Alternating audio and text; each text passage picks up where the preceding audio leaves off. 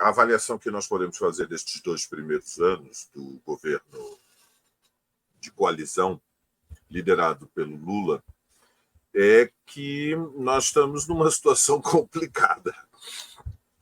Complicado significa que é uma situação perigosa. É perigosa porque a possibilidade de que a extrema-direita volte ao poder continua colocada no nosso horizonte. Isso está determinado por muitos fatores. Em primeiro lugar, pelo fato de que a extrema-direita é um movimento político-social à escala internacional. E, portanto, ela ascende nesta terceira década do século XXI como uma resposta de uma fração da burguesa. Não há comitê central da burguesia, nem dentro das nações, e muito menos a escala internacional. Marxismo não é teoria da conspiração. Existe um fracionamento, Anderson, Nildo e Requião, existe um fracionamento real dentro da classe dominante dos países mais poderosos do mundo, os centros internacionais, os velhos imperialismos.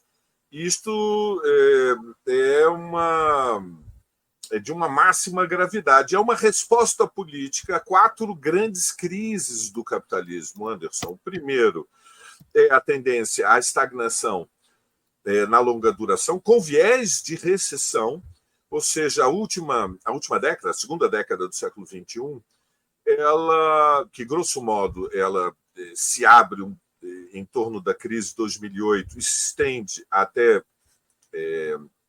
21, né? Na história, as décadas elas são irregulares.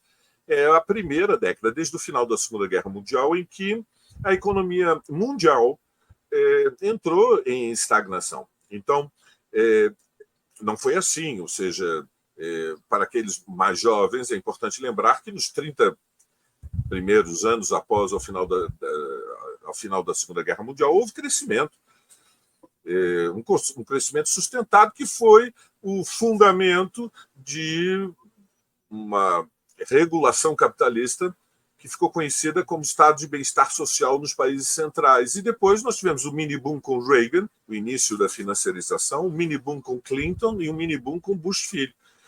Portanto, a última década foi a primeira podemos chamar da grande estagnação.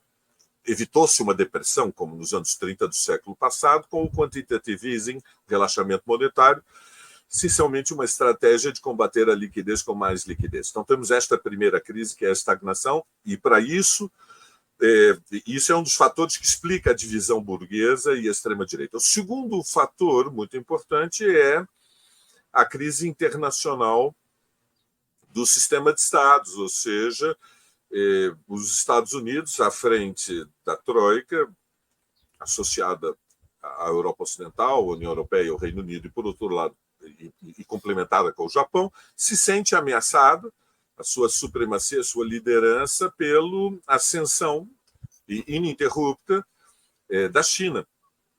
É uma dinâmica de antagonismo que tem se desenvolvido em crescente intensidade de conflitos. Em terceiro lugar, nós temos a emergência da crise ambiental, ou seja, o impacto de um aquecimento que nos persegue numa escala que leva a que todas as projeções mais graves feitas pelo painel do IPCC, os especialistas climatologistas, tenham sido antecipados de 2030 para o ano passado e para este ano, sinalizando que já estamos com uma elevação de 1,5 graus Celsius acima do que era a temperatura média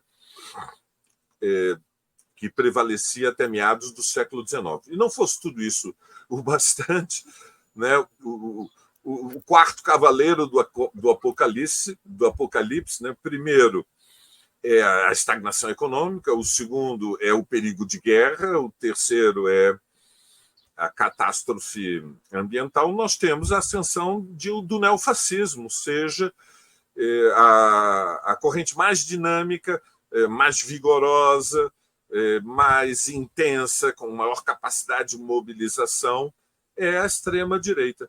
Então, é neste contexto internacional que nós temos que ver o lugar do governo Lula. Por quê? Porque o Brasil foi, Anderson, o laboratório da história. Nós fomos, entre as grandes nações, a primeira que foi pioneira na experiência de ter o governo da extrema-direita.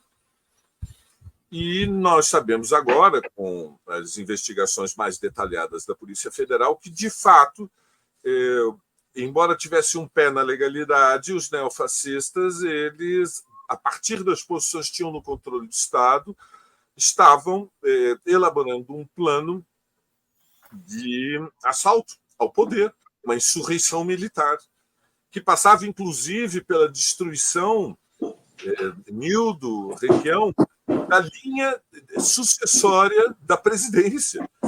Destruir a linha sucessória da presidência. Eles estavam com um plano de envenenar o Lula e assassinar o vice Alckmin e o presidente do Tribunal Superior Eleitoral, Alexandre de Moraes.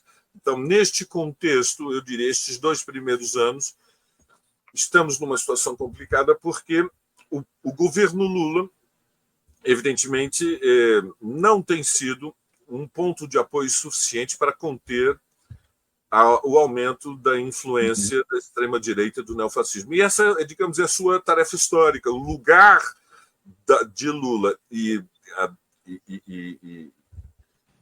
o legado da sua presidência, ele repousa essencialmente diante de uma tarefa. Ninguém deveria esperar de Lula um momento Fidel Castro, uma epifania socialista, anticapitalista. Ninguém deveria esperar do Lula um momento Chaves, uma epifania nacional desenvolvimentista, de apoio à industrialização. Mas é muito razoável, é bastante, eu creio que é legítimo, é justo, a expectativa de todos na esquerda, entre os mais moderados e os mais radicais, que o governo Lula seja um ponto de apoio para lutar contra os neofascistas.